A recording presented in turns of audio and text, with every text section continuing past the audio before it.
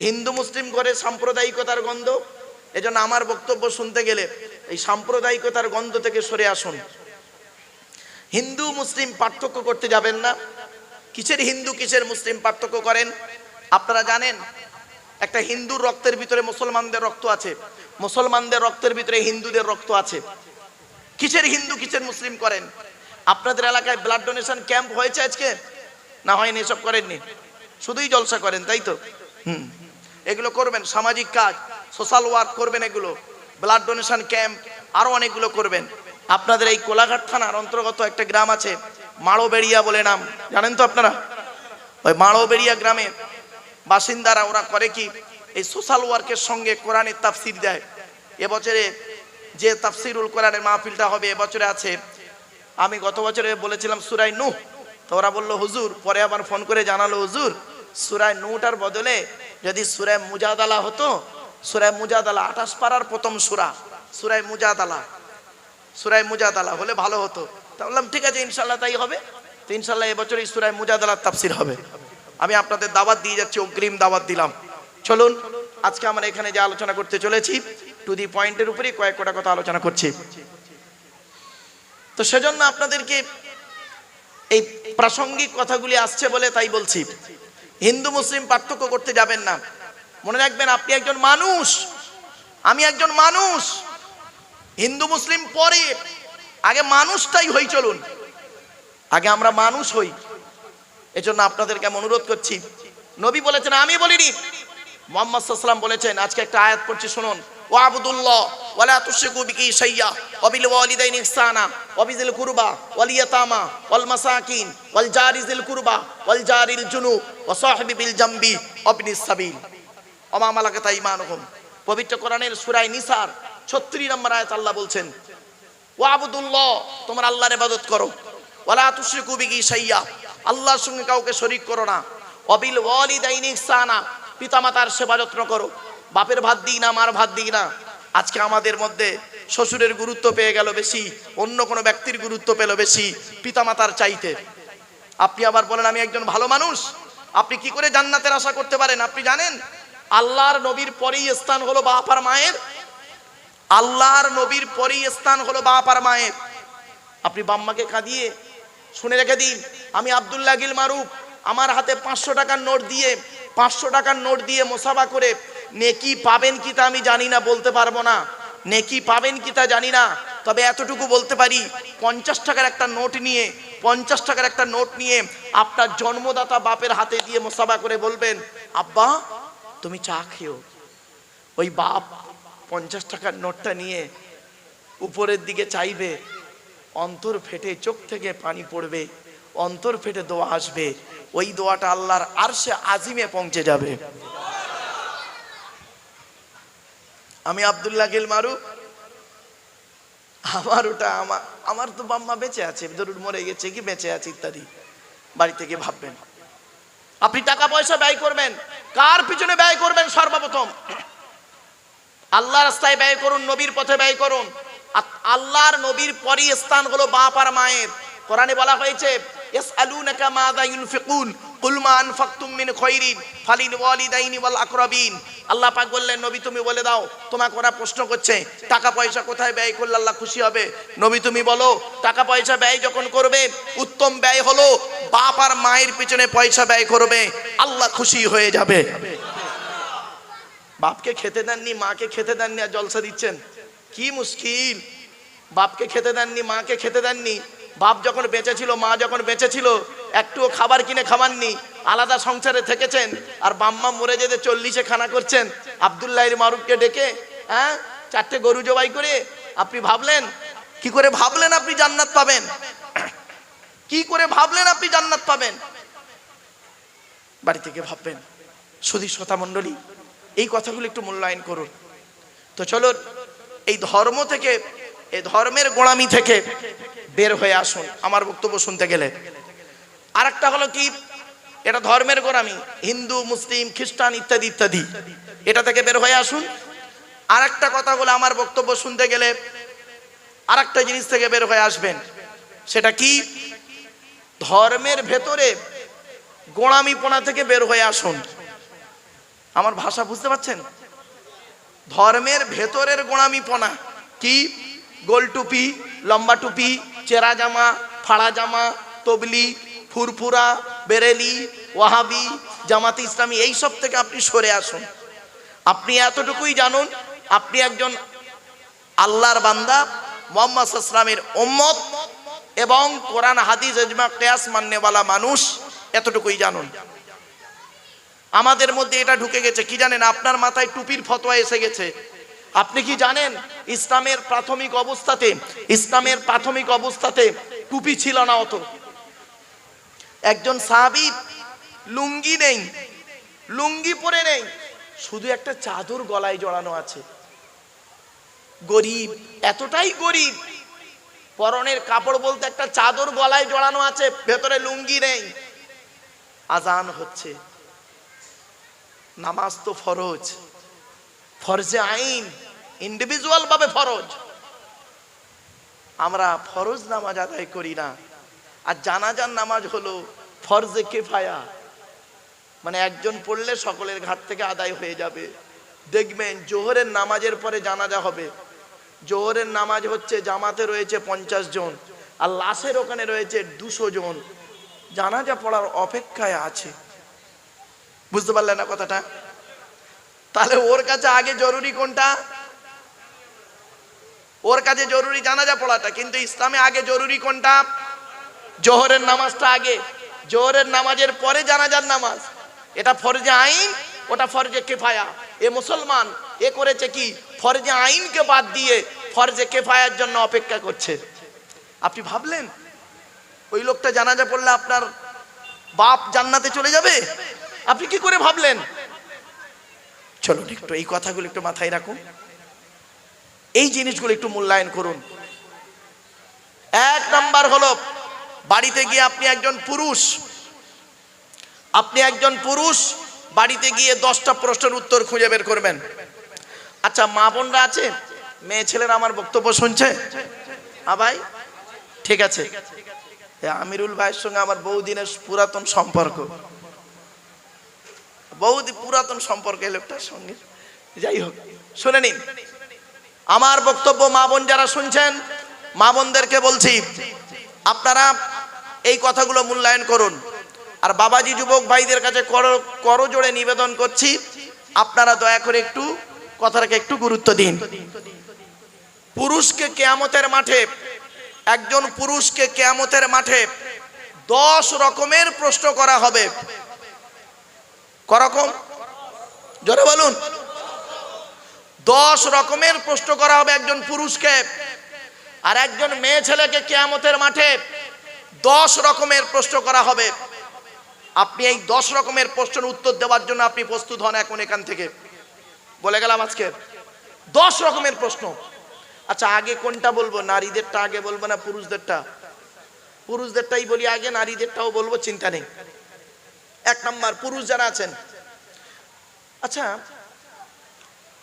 আমি তো এই কথাগুলি আল্লাহর কোরআন নবীর হাদিস থেকেই বলবো নাকি?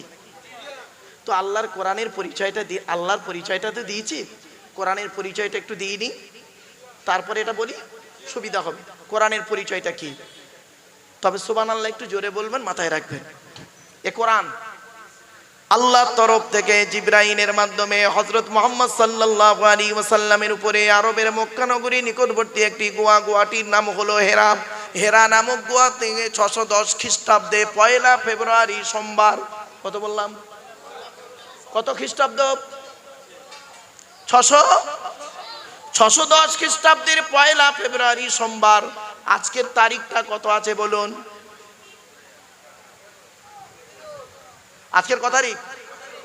18 তারিখ, সেপ্টেম্বরের 18 তারিখ 2024 সাল।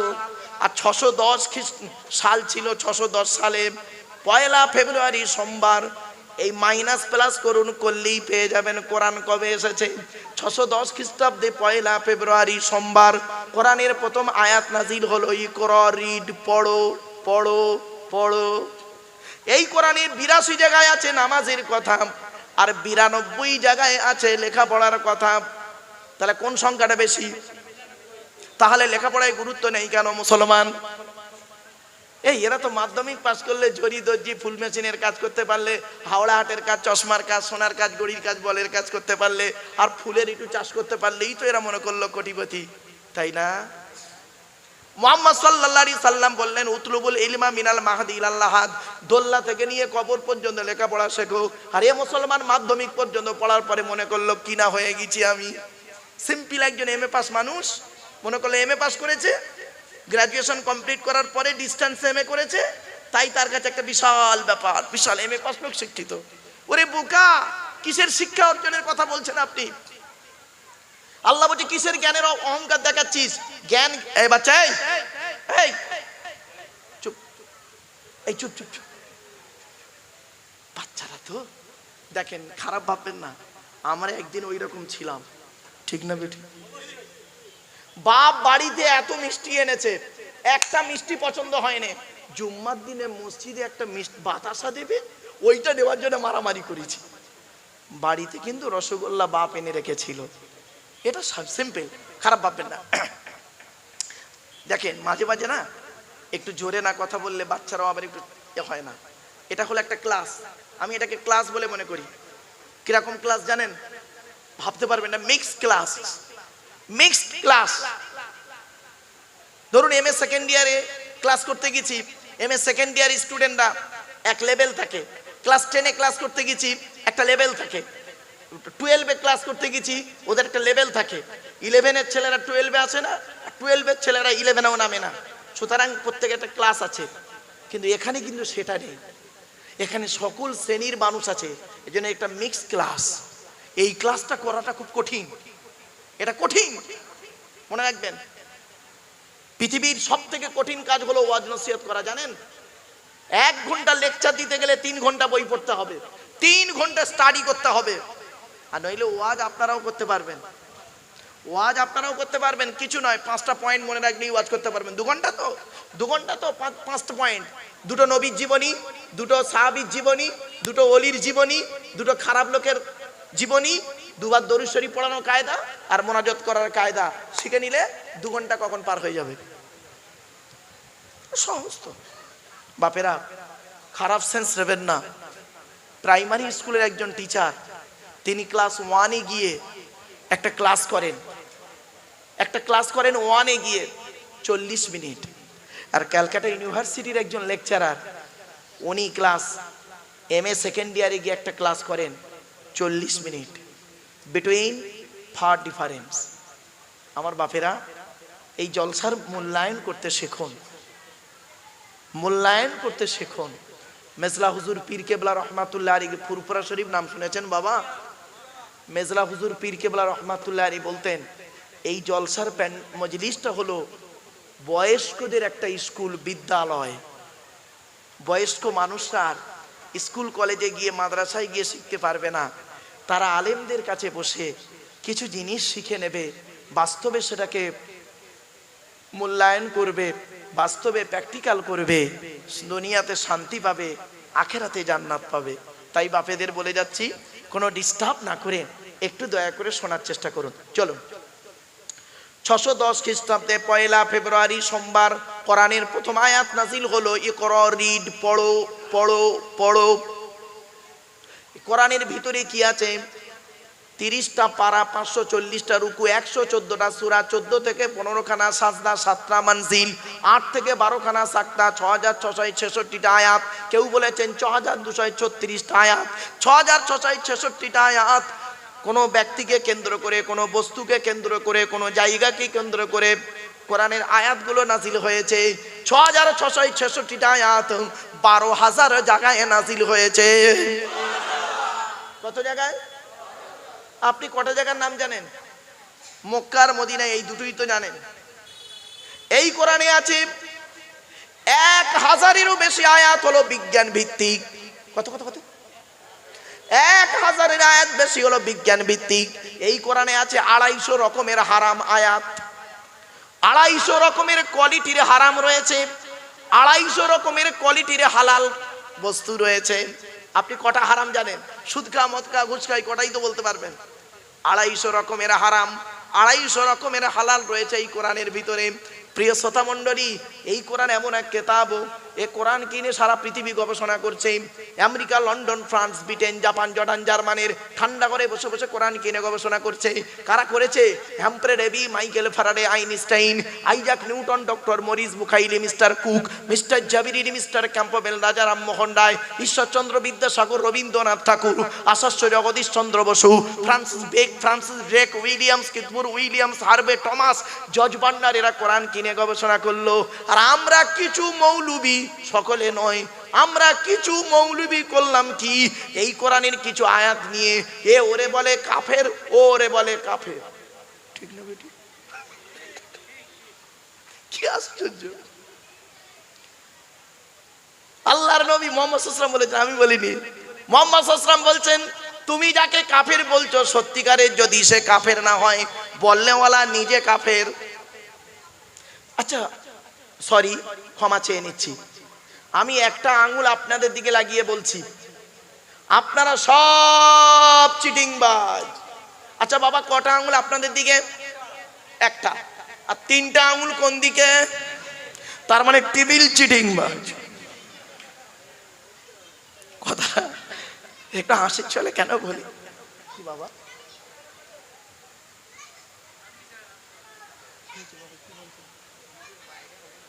আচ্ছা আচ্ছা, ও বাবা, বাবা যারা বাইরে আছো বাবা, যুবকদের বলছি, বাবা যুবক ভাইরা তোমরা একটু ভেতরে চলে এসো। আর মুরব্বীদের বলছি, বাপেরা আপনারা একটু দয়া করে মেহরবানি করে চলে আসেন।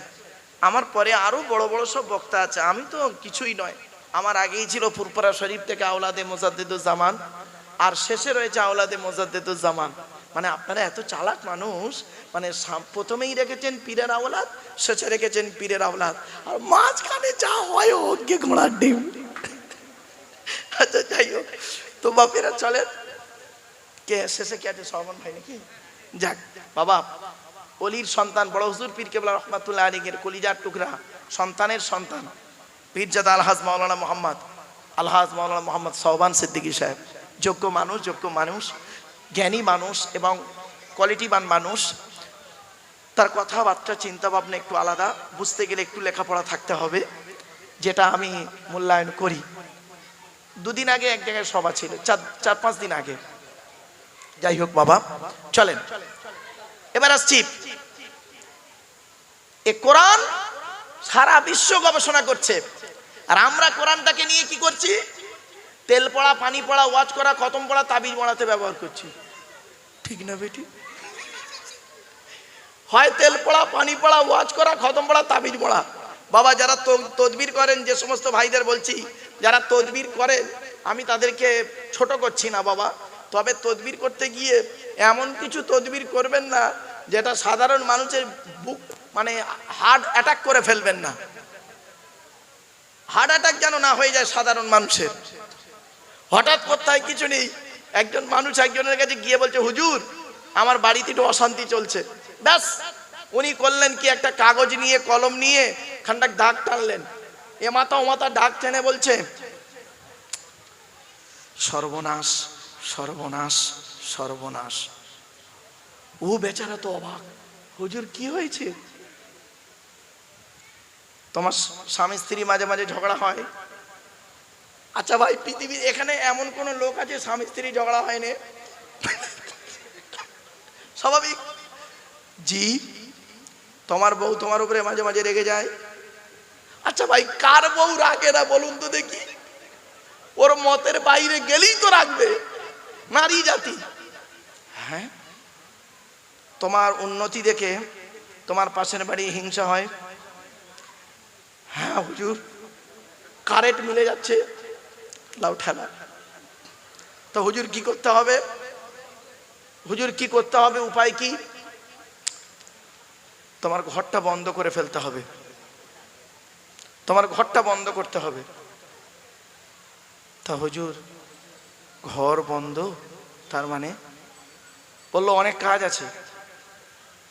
বলে ঘর বন্ধের এমন ফর্দ দেবে, এমন এমন জিনিস বলবে আপনি 14 বুঝে শোনেননি। আমি প্র্যাকটিক্যাল করা মানুষ, একজন আমাকে বলছে 1 কেজি মনমোহিনী লাগবে, স্লিপ দিয়েছে তাতে লিখেছে 1 কেজি মনমোহিনী লাগবে। বলুন দেখি মনমোহিনী কি জানেন আপনারা? আরে ভাই বলুন না, জানেন না? আমি বললাম হুজুর আমি তো জানি না, তা আপনি ব্যবস্থা করুন। তারপর দেখি 1 লিটার মশাল সরষের তেল এনেছে, মনমোহিনী ওইটা। বাপেরা, আল্লাহর নবীর জীবনটা, আজ নবী দিবস করছেন, একটু ভাবুন। জাদু বান টোনা এটা শরিয়াতে কোরআনে লেখা আছে, কারণ নবীকে জাদু করেছিল, নবীকে জাদু করা হয়েছিল। নবী সেই জাদু থেকে আল্লাহ পাক তাকে উদ্ধার করেছিলেন। সূরা ফালাক আর নাস এর অনেক বড় কাহিনী আছে, ওদিকে আমি যাচ্ছি না। তো ওজন্য আপনাদেরকে বলছি, আমি প্রথমেই আপনাদের যখন কুল হুয়াল্লাহ সূরা পড়ছিলাম, অনেকে একে অপরের মুখের দিকে চেয়ে চেয়ে কি যেন একটা বলতে চাইছিল। যেহেতু আমি উঁচু জায়গায় বসে আছি, মাইন্ড মানে চোখের দিকে তাকালে তো কম বেশি বুঝতে পারি, বাবা একটু অনুমান করে, কিছু মানুষের এক্সপিরিয়েন্স থাকে। শুনে নিন, কুল হুয়াল্লাহ সূরা কেন আমি পড়েছিলাম। গোটা কোরআনের ভিতরে আল্লাহর পরিচয় হলো ওই 4টে।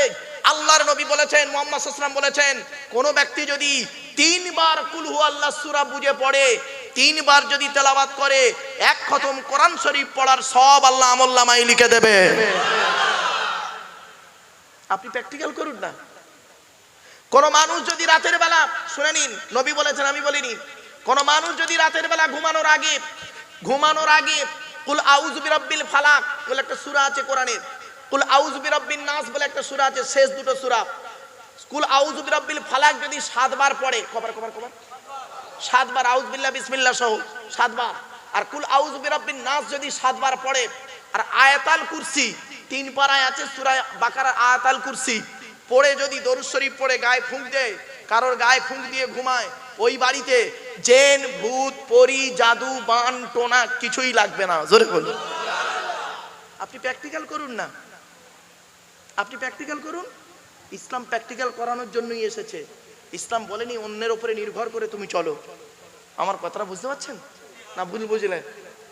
কাল সকালবেলা আমার ভুল ব্যাখ্যা করবেন না। ইসলাম বলতে তুমি নিজে প্র্যাকটিক্যাল করো, তুমি নিজে প্র্যাকটিক্যাল করো। তাই যদি হতো, মুহাম্মদ সাল্লাল্লাহু আলাইহি ওয়াসাল্লাম বলতেন, সাহাবীদের বলতেন, তোমার ঘরটা বন্ধ করে নিও, 14 হাত রড একটা পুঁততে হবে। কত ভালো, খারাপ সেন্স নেবেন না। এই জন্য বিশ্বনবী মুহাম্মদ সাল্লাল্লাহু আলাইহি সাল্লাম তিনি সব কিছু দেখিয়ে গেছেন, সব কিছু প্র্যাকটিক্যাল করিয়ে গেছেন। তবে কিছু কিছু জিনিস নবীর যুগে ঘটেনি, সেই জিনিসের মশলা দিতে গিয়ে আলেমরা কি করেছেন, এজমা এবং কিয়াসের দ্বারস্থ হয়েছে। কিছু বুঝতে পারছেন? ছোট্ট একটা উদাহরণ দিয়ে দিই, আপনাদের আমার মাথায় যেন ভুল বার্তা না যায়। আচ্ছা, একজন পুরুষ মারা গেলে কটা কাফন দেওয়া হয় জানেন? 3টে। কটা? 3টা। একটা মেয়ে ছেলে মারা গেলে কটা কাফন? 5টা। তাহলে আমরা জেনে ফেললাম, লিঙ্গের দিক থেকে একটা পুরুষ মারা গেলে আমরা 3টে কাপড় দিই, আর একজন মেয়ে ছেলে মারা গেলে 5টা কাপন দিই। এখন ধরুন একজন হিজড়া মারা গেছে, তাকে আপনি কটা কাপন দেবেন? এখন ওই হিজড়ার কাপনটা কোরআন হাদিসে কোনো জায়গায় পাবেন না আপনি। ওটাকে কি করলো আলেম উলামারা, জ্ঞানী গুণীরা, এই কোরআন বিশেষজ্ঞরা, হাদিস বিশেষজ্ঞরা বসে ঠিক করলো কি করা যায়। তখন তারা একটা সুন্দর উত্তর বের করলো। শুনে নিন, বলবো উত্তরটা, শুনে নিন। তারা বের করলো, ওই ব্যক্তির মাইয়েতের, ওই মৃত ব্যক্তির দেহের মধ্যে বেশিরভাগ অংশ যেদিকে যাবে সেই কাপনটা তাকে দেওয়া হবে। এখন ওই হিজড়ার ভিতরে দেখা গেল তার দেহের বেশিরভাগ অংশ যদি পুরুষের দিকে যায় তাহলে পুরুষের কাপন, আর বেশিরভাগ অংশ যদি মহিলার দিকে যায় মহিলার কাপন। উত্তর সহজ হয়ে গেল। আর একটা বলছি, রাগ করবেন না।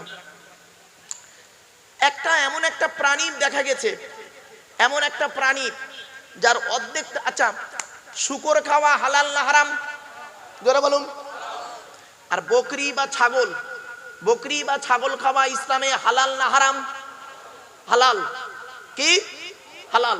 তাহলে একটা হারাম একটা হালাল। চলুন এমন একটা প্রাণী এখন পাওয়া গেছে, জাস্ট ফর এক্সাম্পল, এমন একটা প্রাণী পাওয়া গেছে যার অর্ধেকটা শূকরের মতো, অর্ধেকটা ছাগলের মতো। এখন প্রশ্ন হলো, ওই প্রাণীটা খাওয়া যাবে না যাবে না? যেহেতু শূকরের কথা কোরআনে আছে হারাম, আর ছাগলের কথা কোরআনে আছে হালাল, এখন অর্ধেকটা ছাগল অর্ধেকটা এই শূকর, এখন কি করবেন? এই জন্য আলিম উলামারা, জ্ঞানী গুণীরা, কোরআন হাদিস বিশেষজ্ঞরা তারা বসে একটা ফয়সালা টানলো। কি? শুনে নিন। এখানের ওই ওই দেহের দিক নয়, ওই হিজড়ার মতো লাইন এখানে নয়, অন্য লাইন। সে লাইনটা কি? ওই প্রাণীটার স্বভাবের দিকে লক্ষ্য করতে হবে।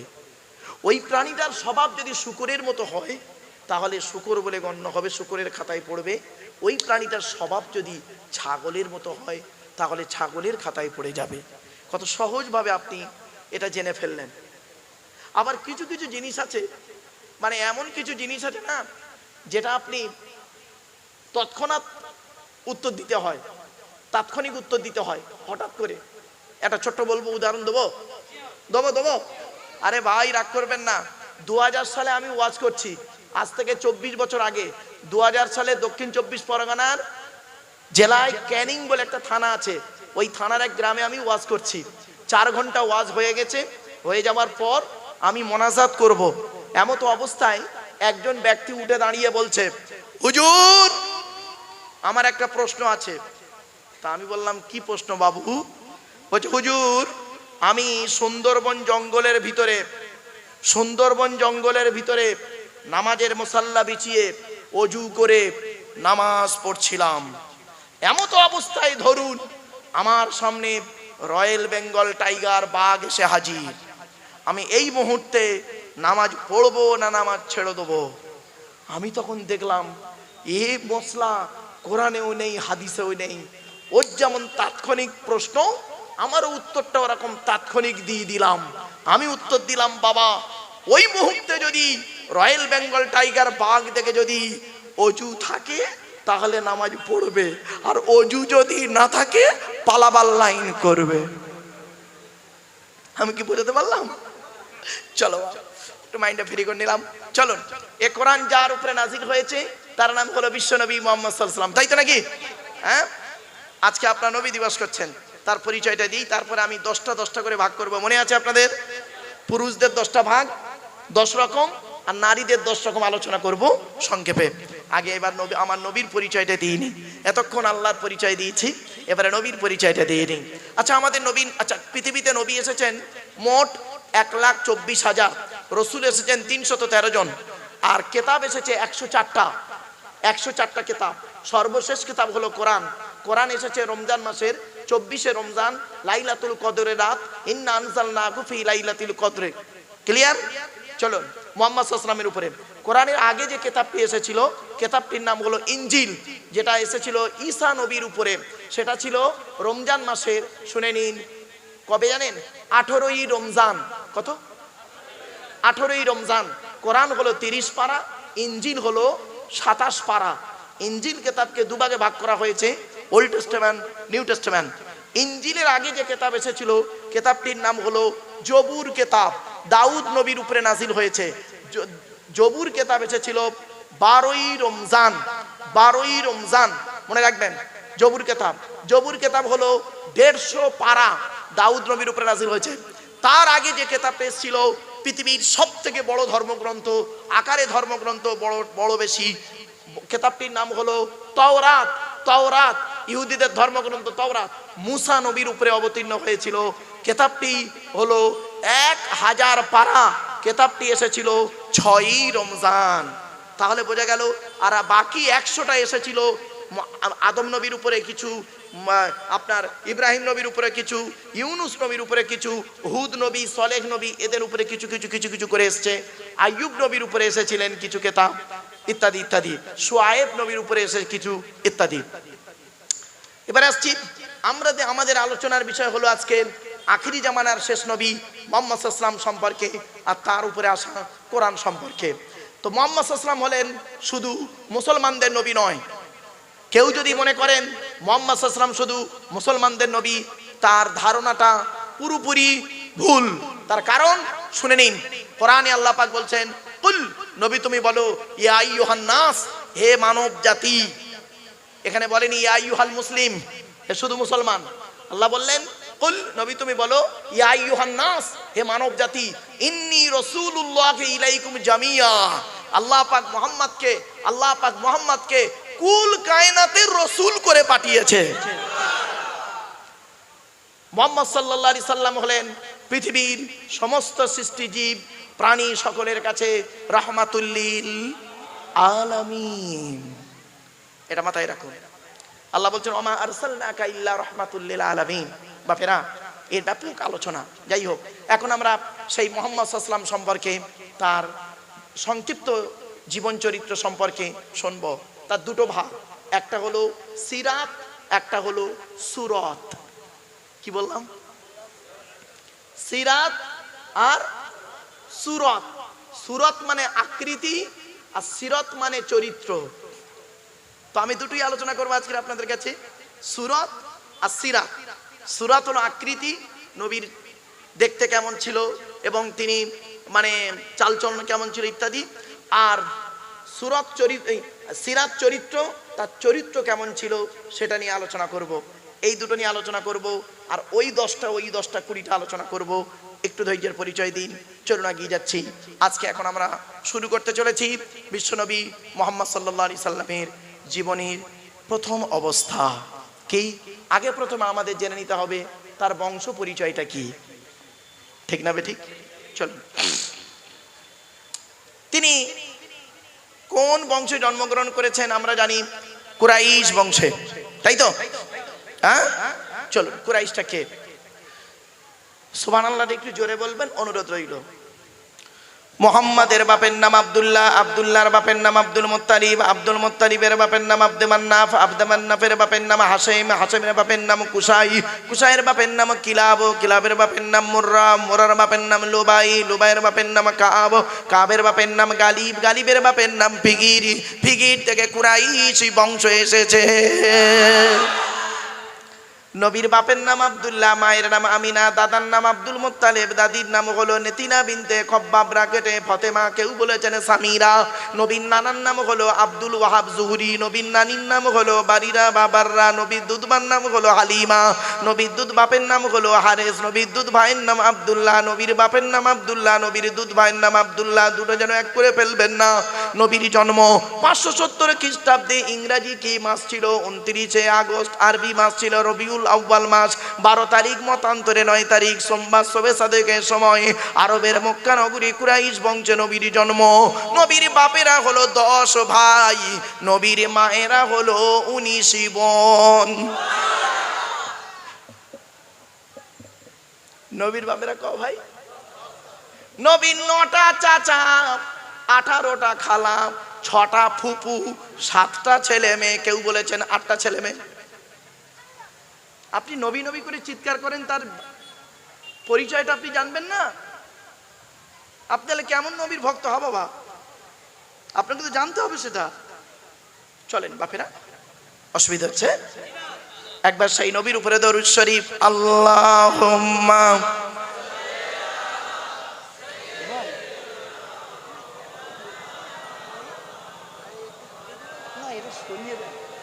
আমি এই চেয়ারে বসে। বাবা, বাবা একজন এসো তো বাপ। ও বাবা, 1 মিনিট বাবা, লেট মি ফিনিশ। 1 মিনিট একটু ওয়েট করুন।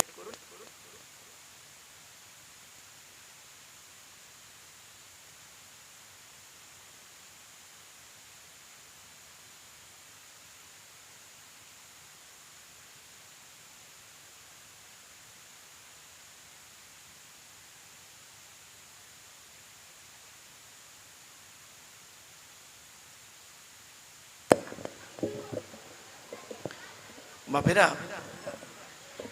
আসলে না গদি ইমাম সাহেবকে আপনি, আপনাদের ইমাম সাহেব নেই? কোথায় তিনি? বাড়ি গেছেন? আচ্ছা, ও বাবা চলেন। নবীর বাপেরা হলো 10 ভাই, নবীর 9টা চাচা। কটা চাচা? জোরে বলুন। 9টা চাচার নাম কি শুনে নিন। বড় চাচার নাম হলো হারেস, হারেস, জুবায়ের, মুকাইয়িম, ফাইদাক, জাইদাক, আবুল আহাব, হামজা, আব্বাস, আবু তালেব। নবীর বাপ হলো আব্দুল্লাহ। এই আবু জাহালের নাম তো এখানে নেই। আবু জাহাল নবীর নিজের চাচা নয়। বাবাজি চলো না কি যাই। এবার আসছি নবীর 6টা ফুপু, 18টা খালা, 7টা থেকে 8টা ছেলে মেয়ে। কেউ বলেছেন 7টা, কেউ বলেছেন 8টা, তবে ছেলেগুলোর নাম বলে দিচ্ছি। বড় ছেলের নাম হলো কাসেম। কি বললাম?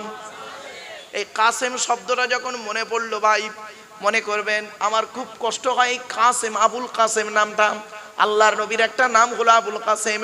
আমার ওস্তাজুল আতা আসাতিজাম ফুরফুরা মাদ্রাসার শাইখুল হাদিস ছিলেন, বাংলার বিখ্যাত আলেমে দ্বীন ছিলেন হযরত আল্লামা আবুল কাসেম সিদ্দিকী রহমাতুল্লাহ আলাইহি। ফুরফুরা মাদ্রাসার শাইখুল হাদিস ছিলেন, খুব বড় আলেম ছিলেন। এবং আমার অনেক ওস্তাদ হুজুর কেবলারা ইন্তেকাল করেছেন। তার মধ্যে একজন হলেন আল্লামা শাইখুল হাদিস আল্লামা কারামত আলী রহমাতুল্লাহ আলাইহি। উনি মেদিনীপুরের মানুষ ছিলেন, ফুরফুরা মাদ্রাসায় বুখারী আউয়াল পড়াতেন। আর আরেকজন শাইখুল হাদিস ছিলেন হযরত আল্লামা শাইখুল হাদিস নিয়ামত হোসাইন বুখারী। নাম শুনেছেন আপনারা? হ্যাঁ, নিয়ামত হোসাইন বুখারী, বুখারী সানি পড়াতেন, খুব বড় আলেম ছিলেন। এবং তারই ভাই এখনো চাকরি করছেন, মনে হয় হুজুর রিটায়ার হয়ে গেছেন, আমারই ওস্তাদ, মানে হযরত আল্লামা শাইখুল হাদিস আমজাদ হোসাইন বুখারী মাদ্দাসাল্লাহু আলী। উনি আমার ওস্তাদ। শুধু আমার ওস্তাদ নয়, এই ফুরফুরা মাদ্রাসার মানে বহু আলেমের ওস্তাদ তিনি। শুধু তাই নয়, আরেকজন আছেন, বেঁচে আছেন, শাইখুল হাদিস আল্লামা সৈয়দ বাহাউদ্দিন সাহেব মাদ্দাসাল্লাহু আলী, তিনিও আমার ওস্তাদ। এবং আরেকজন আছেন, হায়াতে আছেন, শাইখুল হাদিস আল্লামা হাফেজ সাইফুদ্দিন সাহেব। যারা ফুরফুরা মাদ্রাসায় পড়াশোনা করেছে তারাই করে, আল্লাহ তাদের হায়াতে তৈয়বা দান করুক। কয়েকদিন আগে আমার এক ওস্তাদ হুজুর কেবলা ফুরফুরা মাদ্রাসা শাইখুল হাদিস আল্লামা সুপারিনটেন্ডেন্ট সাহেব আব্দুল মান্নান হাফেজ মাওলানা মুফতি আল্লামা আব্দুল মান্নান রহমাতুল্লাহ আলাইহি ইন্তেকাল করেছেন। আল্লাহ সেই সমস্ত ওস্তাদদের জন্য আমি দোয়া চাই, সেই সমস্ত আসাতেজা কেরামদের জন্য দোয়া চাই, যারা অন্ধকার নীরব নগরে চলে গেছে, যারা বেঁচে আছে তাদের জন্য আমি দোয়া চাই। আপনারাও দোয়া চাইবেন আপনাদের প্রত্যেক শিক্ষক শিক্ষিকাদের জন্য, যারা চলে গেছে, যারা বেঁচে আছে তাদের জন্য দোয়া চাইবেন। আর সাথে সাথে আমার বাপ আর মা, আপনাদেরও বাপ আর মায়ের জন্য আমরা দোয়া চাইবো, যেন আল্লাহ পাক যারা চলে গেছে তাদের কবরটাকে জান্নাতের টুকরা বানায়, আর যারা হায়াতে আছেন আল্লাহ তাদের হায়াতে তৈয়বা দান করেন, বলুন আল্লাহুম্মা আমিন। চলেন নবীর সন্তানদের পরিচয় দিয়ে দিই। বড় ছেলেটার নাম হলো কাসেম। কি বললাম? কাসেম। তাহের বা তৈয়েব, কেউ বলেছেন তাহের আর তৈয়েব আলাদা, যাই হোক। 3 নাম্বার থেকে 4 নাম্বার হলো ইব্রাহিম। নবীর ছোট ছেলের নাম হলো ইব্রাহিম, যেটা মারিয়া কিপ্তিয়ার গর্ভে এসেছিলেন। নবীর 4টে কন্যা সন্তানের নাম কি? বড় মেয়েটার নাম হলো জাইনাব, উম্মে কুলসুম, রুকাইয়া। ছোট মেয়েটার নাম হলো ফাতেমা। ক্লিয়ার? যার সঙ্গে নবীজি আলীর বিবাহ দিয়েছিলেন। এখন ছোট্ট একটি প্রশ্ন, আল্লাহ নবী কেন তার ছোট কন্যা ফাতেমাকে আলীর সঙ্গে বিবাহ দিতে গেলেন? হযরত আলী রাদিয়াল্লাহু তাআলা আনহু তো কোটিপতি ছিলেন না, কিন্তু আলীর আল্লাহ পাক অত্যাধিক জ্ঞান দিয়েছিলেন, অত্যাধিক সম্মান দিয়েছিলেন, অনেক গুণাগুণ দিয়েছিলেন। আমি শুধু 2টো গুণ নিয়ে বলবো। এই জন্য আপনাদের বলে যাচ্ছি, কোন ছেলেকে জামাই করবেন, যে ছেলের মধ্যে 2টো গুণ পাবেন। কোন মেয়েকে বৌমা করবেন, যে মেয়ের মধ্যে 6টা গুণ পাবেন। কটা? মেয়েদের কটা আর ছেলেদের 2টো। আগে ছেলেদেরটা বলে দিচ্ছি। 1 নাম্বার হলো কোন ছেলেকে জামাই করবেন, যে ছেলের মধ্যে 2টো গুণ পাবেন। 1 নাম্বার ছেলেটি সৎ ছেলে কিনা খবর নেবে। সৎ, সৎ, সৎ শব্দটার ব্যাখ্যা শুধু গালে দাড়ি রাখলে সৎ নয়, মাথায় টুপি দিলে সৎ নয়, নামাজ পড়লে সৎ নয়, টোটালটা মিলে হলো সৎ। ছেলেটি সৎ ছেলে কিনা খবর নেবে। এই ছেলেরা, এই তোমরা মেয়ে দেখতে গেলে কি করো? মেয়েটার চরিত্রটা কেমন খবর নাও, কিন্তু ছেলের চরিত্রটা কেন দেখো না? কিছু বুঝতে পারছেন না? খালি ছেলে টাকা আছে বলেই ছুটেছ। এজন্য বলে যাচ্ছি, 1 নাম্বার ছেলেটি সব ছেলে কিনা খবর নেবে, 2 নাম্বার ছেলেটি কর্মী কিনা খবর নেবে। কর্মী ভাষাটা বুঝে ভাই, মানে পরিশ্রম করে, কুড়ে নয়, হ্যাঁ কর্মঠ। রাগ করবেন না, আমার জীবনের একটা ছোট্ট কথা আপনাদের সঙ্গে শেয়ার করছি। সেটা হলো কি জানেন, আমার এক বন্ধু, তার একটা মেয়ে ছিল, তা মেয়েটার বিয়ে হবে, তা বন্ধুটার খুব শখ, মারুফ ভাই আমার মেয়ের বিয়েতে তোকে আসতেই হবে, তোকে আসতেই হবে। আমি বললাম ভাই আমি ব্যস্ত মানুষ, তা আমি গিয়েছি ভাই শত ব্যস্ততার ভিতর থেকে। যেদিন পাকা দেখাশোনা হয়, আপনাদের এখানে যেদিন পাকা দেখাশোনা হয় ওই দিনটাকে কি বলে? পাঞ্চুনি। মুসলমানের বাচ্চা, মুসলমানের বাচ্চা এরা পাঞ্চুনি করতে গিয়ে এত টাকা মেয়ের বাপ খরচা করে, ওই টাকায় কত গরিবের মেয়ের বিয়ে হয়ে যাবে, ঠিক না ঠিক? আল্লাহর নবী বলেছেন ওই বিয়েটা উত্তম। আল্লাহর নবী বলেন ওই বিয়েটা উত্তম যে বিয়েতে খরচা কম। তাহলে যুবক ছেলেরা নেপাল আসেনি, বাস্তব কথা। এখন আর দেখাশোনা করে বিয়ে উঠে গেছে বলে, এখন দেখাশোনা বিয়ে নেই আর বলে অনলাইনে বিয়ে হচ্ছে, অনলাইনে সব দেখে টেকে এসে, সব দেখে টেকে কমপ্লিট করে এসে বুড়ো বাপটাকে বলছে ও আব্বা এটার সাথে মেয়ে দেখছো কেন? ওই জায়গায় একটা মেয়ে আছে দেখে এসো, আমার বন্ধু বললো। বুঝতে পারছো? যাই হোক বাবা, তো এবারে করেছি কি, আমি ওই বন্ধুর মেয়ের দেখাশোনায় গিয়েছি, ওই পাঞ্চুনি যেটা বলেন আপনারা, তো গিয়েছি। তো গিয়ে দেখি মেয়ের তরফে, ছেলের তরফের লোকেরা এসে বসে আছে। তা আমি, ওরা আমাকে চেনে না, আমি গিয়ে প্রথম বলেছি আসসালামু আলাইকুম। গিয়ে বলছি ভাই ভাই ছেলে কি করে? আচ্ছা ভাই এ কথা আপনারা বলতে পারেন না? হ্যাঁ, আমাকে কি বললো শুনবেন?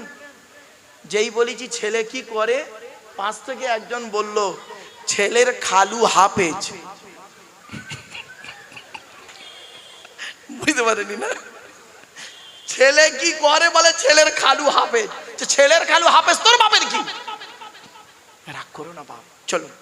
কোন মেয়ে, মেয়েগুলো বোঝে না, মেয়েগুলো এমন বোকার মতো মেয়ে, এরা করলো কি যাই তাই ছেলে দেখে গলায় ঝুলে পড়লো। এই মেয়ে ছেলেরা বোকা মেয়ে কোথাকারে।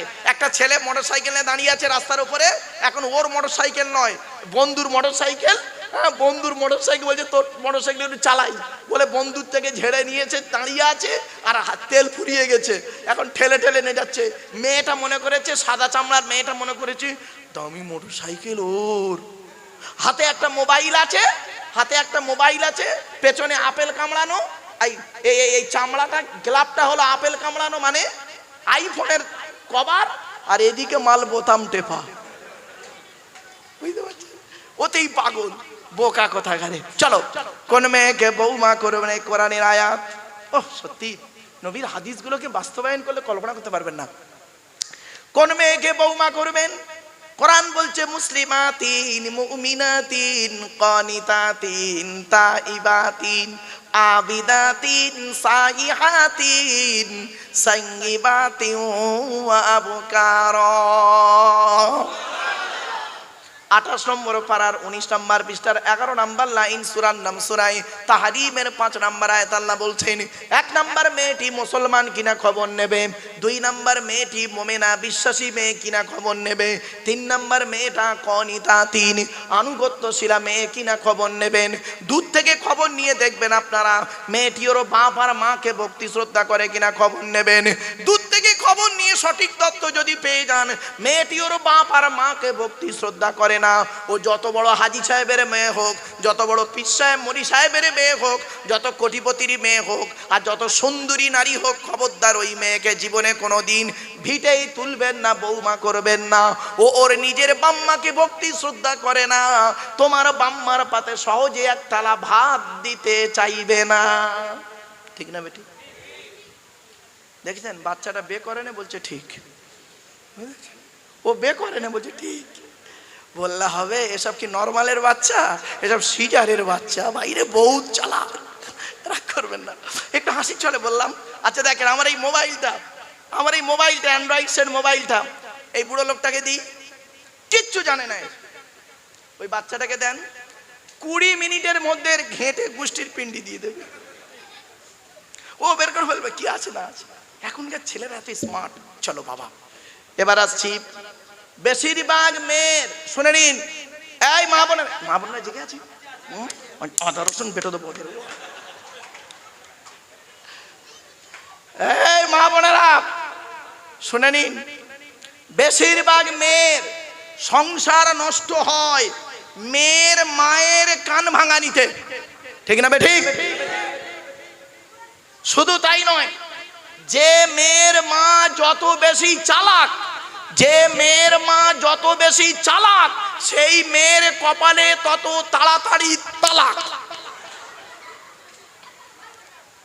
অসুবিধা হচ্ছে? মেয়েরা দেখবেন, মেয়ে ছেলেরা যখন প্রথম বউ হয়ে আসে, মেয়েরা যখন প্রথম বউ হয়ে আসে তখন আলাদা খাবার লাইন করে, ঠিক না ঠিক? মেয়ে যখন বউ হয়ে আসে, একই নারী, 30 বছরের পার্থক্য দেখুন, দুটো অভ্যাস। মেয়েটা যখন প্রথমে বউ হয়ে আসে তখন আলাদা খাবার লাইন করে, আর ওই মেয়ে যখন শাশুড়ি হয়ে যায়, মানে ও ছেলের বিয়ে দিল 30 বছর পরে, তখন শাশুড়ি হয়ে গেলে একসাথে খাওয়ার হাদিস শোনায়, ঠিক না বেটি? একই ব্যক্তি, কি আশ্চর্য আজীব জিনিস, ভাবতে পারা যায়? চলো